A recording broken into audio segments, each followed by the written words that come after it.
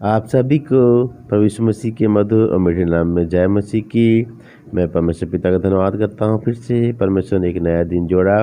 अगर आप हमारे चैनल पर नए हैं तो सब्सक्राइब कर लें, बेल आइकन को दबा दें ताकि जब हम वीडियो डालें आप तक पहुँच सके और हम परमेश्वर के नाम की महिमा कर सकें। आइए प्रभु की दात को सुनते हैं और प्रभु के नाम की महिमा करते हैं।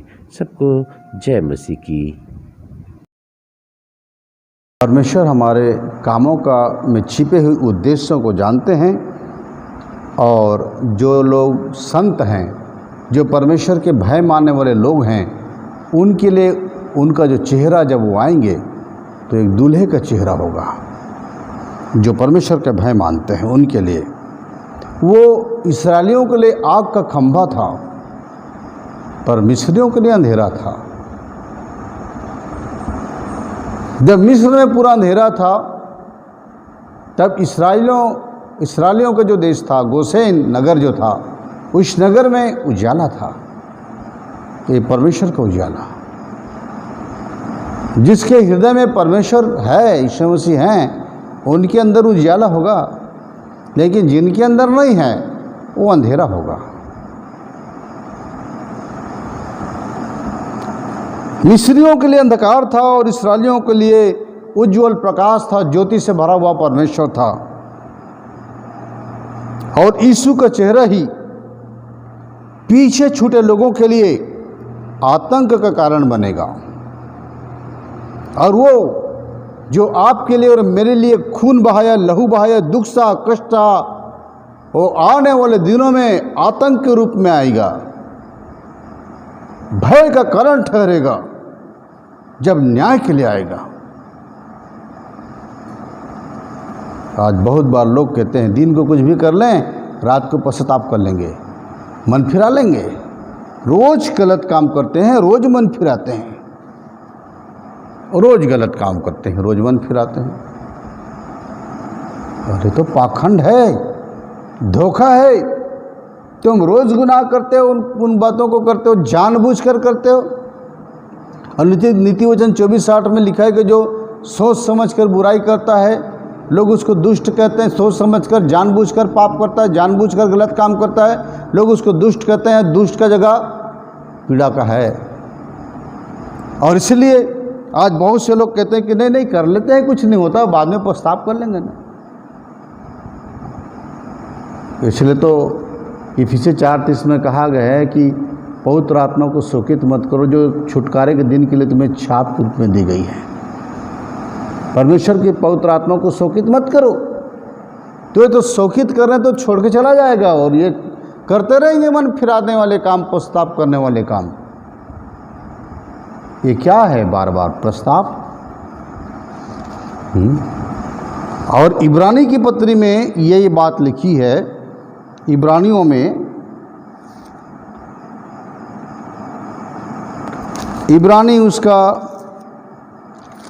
6 अध्याय में लिखा है कि इसलिए आओ, पहला पद, 6 का पहला पद से, इसलिए आओ मसीह की शिक्षा की आरंभ की बातों को छोड़कर हम सिद्धता की ओर बढ़ते जाएं। आरंभ जो शुरुआती रहा बातें, उनको छोड़कर हम आगे सिद्धता की बातों को बढ़ते जाएं और परमेश्वर पर विश्वास करने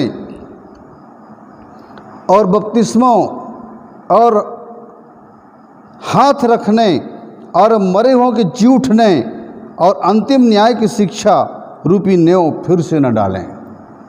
बार बार लोग, कई लोगों को देखोगे तो 5-5, 7-7 बपतिस्मा ले लिए, इस डिनोमिनेशन से ले, फिर उस डिनोमिनेशन से ले, फिर उस डिनोमिनेशन से ले। जितनों को लगा कि ये इनका बढ़िया बोल रहे हैं, अच्छी बात है, इनमें प्रभावित हो गए, इम्प्रेस हो गए उनमें, तो वो जाकर उनको ले लिए, फिर किसी और को ले लिए, तो धंधा बना लिए। हाथ रखने का भी बार बार हाथ रखवाते हैं। बहुत से लोगों की आदत पड़ी है कि हाथ रख के प्रार्थना करो, हाथ रख के प्रार्थना करो। अरे कब तक तुम बैसाखी में चलोगे? तुम हमेशा दूसरों का सहारा लेके चलते हो। तुम कब अपने विश्वास में खड़े होगे? तुम कब खुदा पर विश्वास करोगे? बहुत से लोग बोलते हैं भैया कान पे लगा देते हैं, आप प्रार्थना कर दो वहाँ से। कान पे लगा, रात दिन कान पे लगाने का आदत कान पे लगाने की आदत। ये कौन लोग हैं जो रात दिन कान पे लगा लगा के करते रहते हैं? अरे वो तो ज़िंदगी भर उसको छोटा अबोध बच्चा रखेंगे, 6 महीने का बच्चा ऐसा हाथ पैर मारते के खेलते रहता है, अंगूठा चूसता रहता है, वैसे ही अंगूठा चूस रहे हैं लोग। आज तक विश्वास में वो उठ ही नहीं पाए, बढ़ ही नहीं पाए। हाँ, आज भी बच्चे, आज छोटे छोटे मसीह बच्चे लोगों को देखो, एक दूसरे को लात मार रहे हैं पड़े सोए सोए। हाँ, उसका लात उसको पड़ रहा है, उसका लात उसको पड़ रहा है।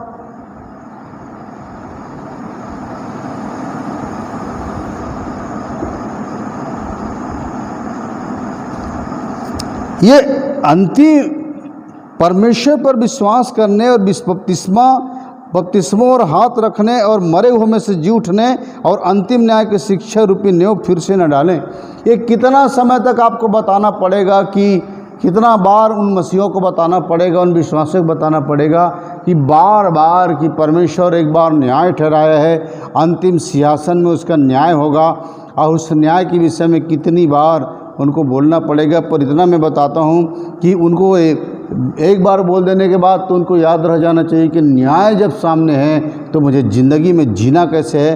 पहले मैं अनजान था, अनजाने में पाप किया, लेकिन अब मैं खुदा को जानता हूँ, और खुदा को जानता हूँ और खुदा मुझे जानते हैं, तो फिर मैं ये काम नहीं कर सकता।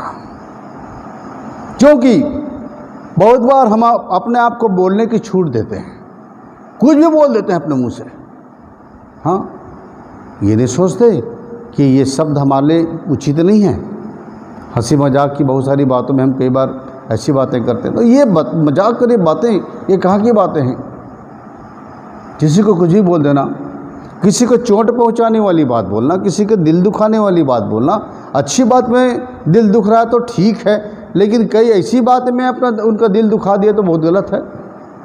हिंसा जो होती है बातों से, सबसे ज़्यादा हिंसा बातों से होती है। लोग सबसे ज़्यादा घायल बातों से होते हैं।